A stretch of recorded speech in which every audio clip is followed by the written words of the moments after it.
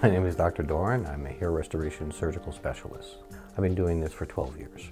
I attended Stony Brook University, where I received a Bachelor of Science in Biochemistry with distinction of cum laude. I went on to do some research at Long Island Jewish Medical Center in a pediatric urology department, looking for Wilms tumor, making RNA probes, putting my biochemistry background to use. And I applied to medical school, and I got into the New York College of Osteopathic Medicine, where I attended there for 4 years. And then I went on to do a residency and internship for 3 years in family medicine at Good Samaritan Hospital in West Islip. My decision to enter into hair restoration was really my own personal experience with hair loss. I basically was a patient of Dr. True's, who was going through medical school, and noticed that I started to thin and lose hair in the frontal third of my head. And I sought out for a hair restoration surgeon for about a year, and I came and settled on Dr. True. And during my experience with Dr. True, I got to know him, and he actually invited me to come to the practice and to see what it was about, because he knew I was a physician and I was graduating my residency soon. And I had an elective where I had some time off to come and do something special like hair restoration surgery in my program.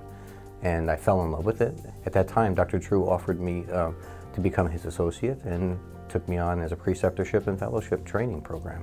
What I find most challenging about my job is communicating with the patients, sometimes the limitations that we have in restoring their hair. They have expectations of a complete full head of hair, and they may want a design that I would love to give to them, but it's just beyond today's technology to be able to provide what they're asking for, and to provide clear cut that I can improve their situation, but maybe not deliver exactly what they're expecting. I want to make sure we're on the same page and getting through to them and making sure that I've explained myself well enough and educated them what our capabilities are, as well as our limitations, are the most challenging. What I find most satisfying about my job is the actual change that it brings to people's lives. It seems to be that hair is a very important part of people's own perception and identity, and it goes deep into their psyche. And the people who are bothered by their hair loss, who seek some type of help, when we make that change and reestablish their hairline or add density back to an area that was bothering them, that they actually maybe constantly concentrate on over and over again, I take that away from them, it stops them thinking about it, and they go on about their life, and they just love the fact that they don't have to think and worry about their hair loss anymore.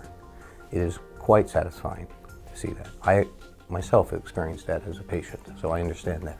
My free time, running an office and a surgical practice like this, there's not much free time, but what little free time I have, I normally do with physical fitness and martial arts with my kids, bringing them to soccer and football and basketball and practice, and try to stay in contact with my family.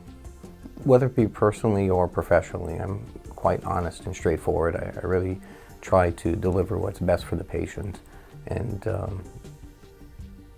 bring about a change in their life that was brought about to me with my hair restoration surgery. It's quite satisfying.